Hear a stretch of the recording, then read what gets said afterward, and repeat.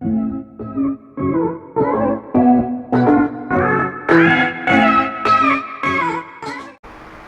guys, once again welcome back to your very own station of economics. It's economics time. Hi dear students, my name is Sandeep and I hope you all are doing well. जैसा कि आप सभी को पता है कि इससे previous lecture में हमने नेशनल इनकम की यूनिट को वाइंड अप कर लिया है पूरी तरीके से। आज हमारी दूसरी यूनिट है मनी एंड बैंकिंग से रिलेटेड। अगर आपने अभी तक हमारी फर्स्ट यूनिट की 25 वीडियोस को नहीं देखा है तो प्लीज जाकर जरूर देखें, क्योंकि इससे आपको क्लियर हो जाएगा कि व्हाट इज नेशनल इनकम और उसके सारे न्यूमेरिकल्स एंड प्रिकॉशंस, सारी चीजें आपको क्लियर हो जाएंगी। आज हम वीडियो नंबर 26 की बात कर रहे हैं मैक्रो इकोनॉमिक्स की, जिसमें हमारा सेकंड यूनिट है मनी एंड बैंकिंग।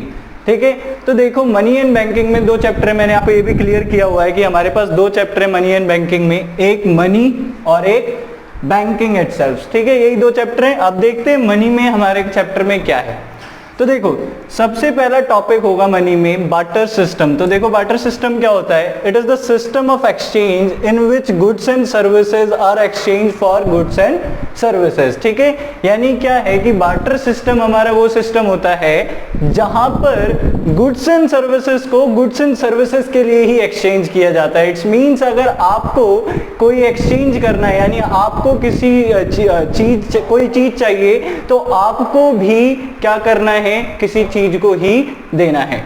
ठीक है, तो इस तरीके से मतलब अगर मुझे मार्कर खरीदना है तो मुझे भी उस बंदे को कोई कमोडिटी ही एक्सचेंज के लिए देनी पड़ेगी। ठीक है, सिंपल सा कॉन्सेप्ट ये है कि यहां पर कमोडिटी के बदले कमोडिटी का एक्सचेंज होता है। क्या होता है? कमोडिटी के बदले कमोडिटी का एक्सचेंज होता है।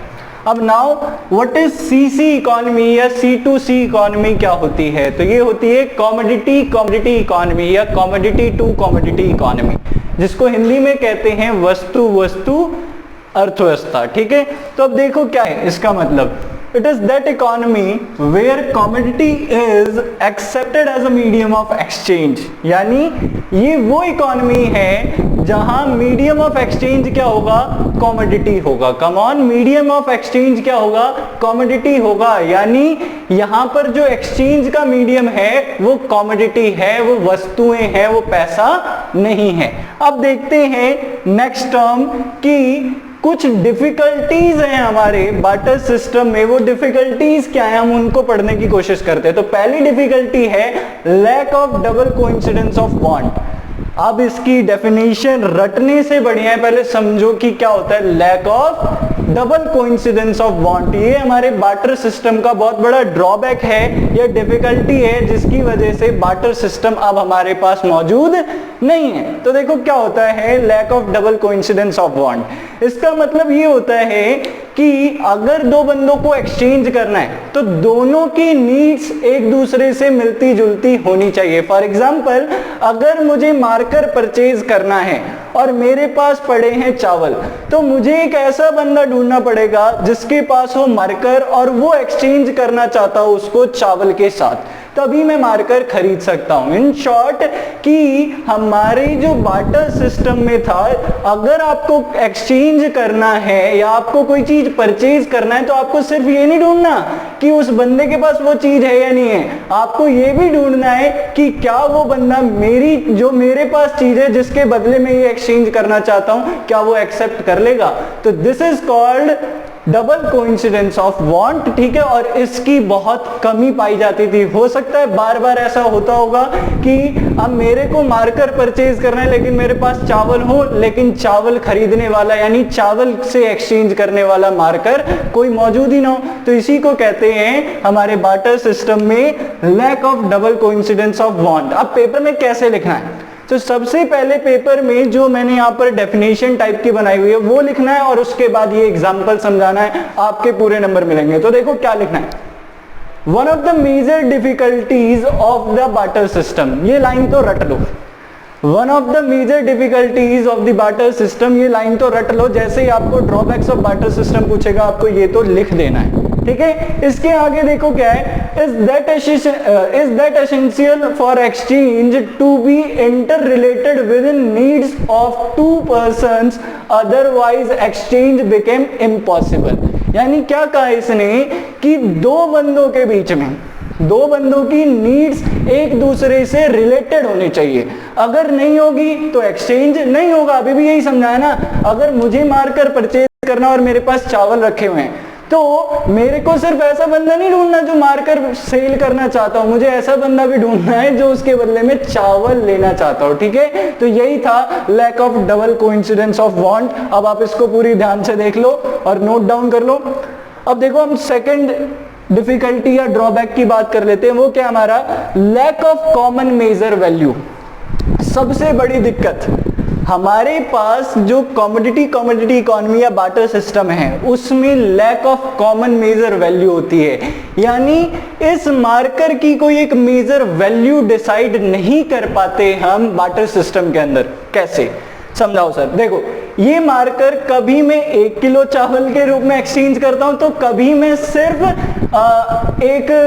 कोई भी एग्जांपल लो, फॉर एग्जांपल कि मैं एक बोर्ड से एक्सचेंज कर लेता हूं। ठीक है, कि एक बोर्ड दूंगा तो एक मार्कर दे देता है। तो इसका क्या है, इस मार्कर की कोई एग्जैक्ट डिसाइडेड वैल्यू नहीं है ना, क्योंकि कभी भी किसी भी तरीके से एक्सचेंज हो सकता है। कम ऑन, अब मेरे पास मार्कर है, ठीक, सॉरी मेरे को मार्कर परचेज करना है लेकिन मेरे पास ऑरेंजेस हैं। ठीक है, मेरे पास ऑरेंजेस हैं और मेरे को मार्कर खरीदना है, तो मैं क्या करूंगा, मार्कर की जगह ऑरेंजेस दूंगा और वो फिर मुझे मार्कर देंगे। क्लियर है? तो देखो यहां पर इस मार्कर की कोई वैल्यू डिसाइड नहीं है कि 1 किलो चावल में ये हमेशा मिलता रहेगा, ऐसा कोई जरूरी नहीं है। तो इसी को कहते हैं lack of common measure value, यानी कि एक कमोडिटी की एक मेजर वैल्यू डिसाइड नहीं कर पाते, हम एक कॉमन मेजर वैल्यू डिसाइड नहीं कर पाते कि ये मार्कर को कितने यूनिट ऑफ चावल में बेचना है या खरीदना है, ये हम डिसाइड नहीं कर पाते। ठीक है, क्योंकि ऐसा जरूरी नहीं है कि हमेशा ये चावल में ही बिके, कभी ऑरेंज से भी एक्सचेंज हो सकता है, तो कभी बोर्ड से भी एक्सचेंज हो सकता है, तो कभी डस्टर से भी एक्सचेंज हो सकता है। इसीलिए ये सबसे बड़ी दिक्कत है बार्टर सिस्टम में कि lack of common measure value होता है। अब देखो इसका मतलब क्या है और ये क्या बोल रहा है। ठीक है, one of the major difficulties of the barter system, मैंने कहा ना ये लाइन तो रट लो, ये काम आएगी। ठीक है, is that the same commodity has a different price at all time. बताया कि हमेशा एक ही चीज की अलग अलग वैल्यू होती है। कभी ये चावल 1 किलो चावल के साथ मिल गया मुझे मार्कर, तो कभी बहुत 2 किलो चावल में भी नहीं मिला, ऑरेंजेस में मिला। तो ये क्या है कि एक ही चीज की अलग अलग वैल्यू डिसाइडेड है। अगला क्या है, उसके आगे क्या है, that is it is impossible to determine what the value of an item is given। तो इसीलिए बड़ी दिक्कत होती है कि ये डिसाइड कर पाना कि मार्कर की क्या वैल्यू दी जाए इसको खरीदने के लिए या इसको पाने के लिए, है ना। ये कोई डिसाइडेड हो ही नहीं सकता बार्टर सिस्टम में। तो चलो तब तक आप इसको पूरा नोट करो, फिर मिलते हैं अगले और हमारे 2 ड्रॉबैक्स के साथ।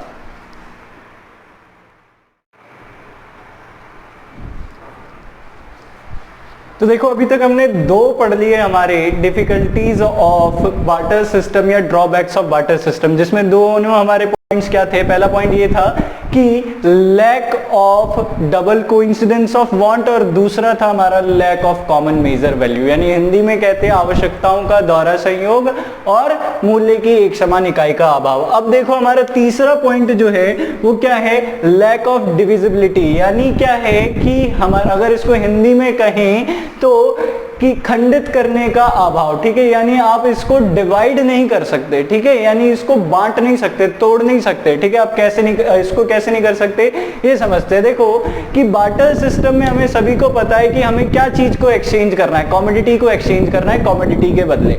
अब फॉर एग्जांपल कि मैं एक मार्कर परचेज करना चाहता हूं और जिस बंदे के पास मार्कर है वो चाहता है कि एक भैंस खरीदना।